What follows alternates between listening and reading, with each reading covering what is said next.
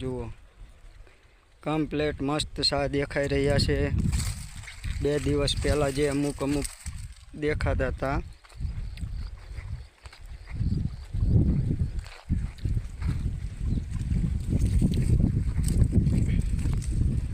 જો મિત્રો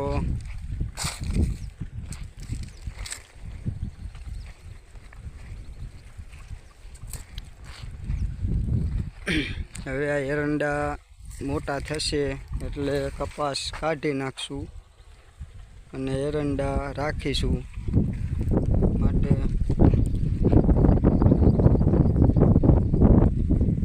જો કેવા એરંડા દેખાય છે। કપાસ તો આ બાજુ સાવ બળી ગયો છે।